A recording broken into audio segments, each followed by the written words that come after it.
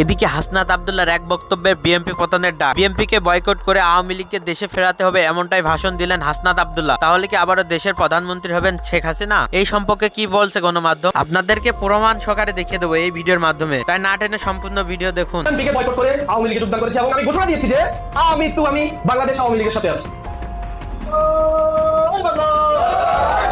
Hasnat আব্দুল্লাহকে tag করে হঠাৎ নাসির উদ্দিন পাটোয়ারির আক্ষেপ, হাসনাত কই, লীগ তো দোকান খোলা শুরু করছে।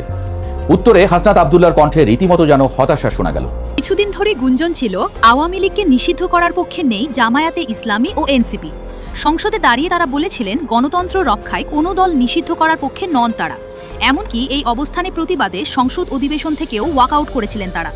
তবে এবার সেই গুঞ্জন আরও জোরালো করলেন এনসিপির নেতা ও নবনির্বাচিত সংসদ সদস্য হাসনাত আব্দুল্লাহ। সম্প্রতি চট্টগ্রামে আওয়ামী লীগের এক নেতার বাসায় গিয়ে তাকে আটকের ঘটনা ঘটেছে, যেখানে তথাকথিত জুলাই যোদ্ধাদের সম্পৃক্ততার অভিযোগ উঠেছে। বাংলার রাজনীতিতে বিশাল বড় একটা পরিবর্তন ঘটতে যাচ্ছে অতি অল্প সময়।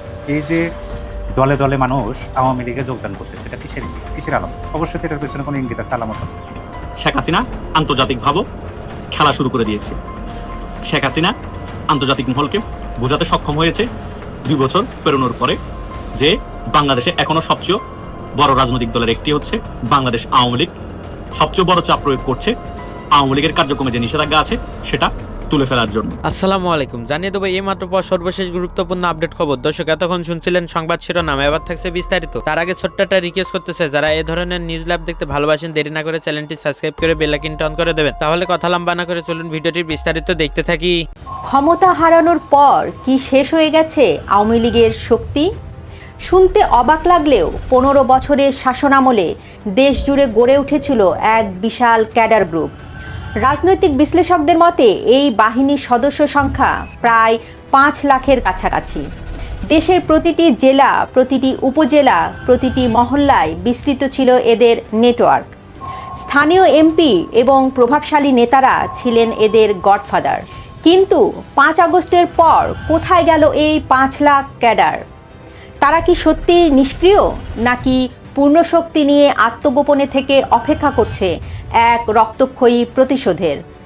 আওয়ামী লীগের প্রতিষ্ঠাবার্ষিকীতে ওবায়দুল কাদেরের হুঁশিয়ারি, রক্তের বদলে রক্ত, চোখের বদলে চোখ, এটা কিসের ইঙ্গিত দিচ্ছে? বাংলাদেশ কি তবে এক ভয়াবহ রাজনৈতিক সহিংসতার মুখোমুখি হতে যাচ্ছে?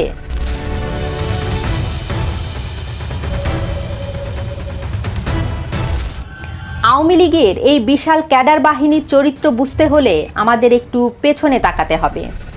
ওই 15 বছরের প্রতিটি গ্রুপে সদস্য সংখ্যা ছিল সর্বনিম্ন 50 থেকে 1000 বা তারও বেশি। তাদের হাতে শুধু দেশীয় তৈরি অস্ত্রই ছিল না, ছিল আধুনিক এবং স্বয়ংক্রিয় আগ্নেয়াস্ত্র। এদের ক্ষমতার একটা বাস্তব উদাহরণ দেওয়া যাক। রাজধানীর মতিঝিল এলাকার নাম মনে আছে? এক সময়ের ত্রাস যুবলীগ নেতা ইসমাইল হোসেন চৌধুরী সম্রাট পুরো মতিঝিল এলাকার অপরাধ জগৎ, ক্যাসিনোপাড়া এবং চাঁদাবাজি নিয়ন্ত্রণ করত এই সম্রাট বাহিনী। চাঁদা না দিলে চলত বৈদ্যুতিক শক দিয়ে নির্যাতন। পরিস্থিতি এতটাই লাগাম ছাড়া হয়ে গিয়েছিল যে 2019 সালের অক্টোবরে তৎকালীন প্রধানমন্ত্রী শেখ হাসিনা নিজেই তাকে গ্রেপ্তারের নির্দেশ দিতে বাধ্য হন। কিন্তু সম্রাট তো কেবল একটি উদাহরণ মাত্র। সম্রাটের মতো শত শত ছোট বড় ক্যাডার গ্রুপ তৈরি হয়েছিল সারা দেশে। স্থানীয় এমপিরা নিজেদের ক্ষমতা টিকিয়ে রাখতে এবং বিরোধী দলকে দমন করতে এই বাহিনীগুলোকে নিয়মিত লালন পালন করতেন। এলাকা ভিত্তিক এই ক্যাডার প্রধানরা এতটাই ক্ষমতাশালী ছিলেন যে প্রশাসনের ওপরও ছিল তাদের প্রভাব। 2024 সালে 5 আগস্টের পর দৃশ্যপট পুরোপুরি বদলে যায়। শেখ হাসিনা দেশ ছাড়ার পর আওয়ামী লীগের মন্ত্রী, এমপি এবং শীর্ষ নেতারা হয় আত্মগোপনে চলে যান, না হয় সীমান্ত পাড়ি দিয়ে বিদেশে আশ্রয় নেন। কিন্তু প্রশ্ন হলো, মাঠ পর্যায়ে সেই 5 লাখ ক্যাডার কোথায় গেল? তারা তো আর দেশ ছেড়ে পালাতে পারেনি। পুলিশ বা সেনাবাহিনী কি তাদের সেই আধুনিক অস্ত্রগুলো উদ্ধার করতে পেরেছে? উত্তর হলো না, অধরা রয়ে গেছে সিংহভাগ অস্ত্রই। বাস্তবতা হলো এই ক্যাডার বাহিনীগুলো পূর্ণ শক্তি নিয়ে এখনও দেশেই আছে। তবে তারা কৌশল বদলেছে, তারা নিজেদের এলাকা পরিবর্তন করেছে।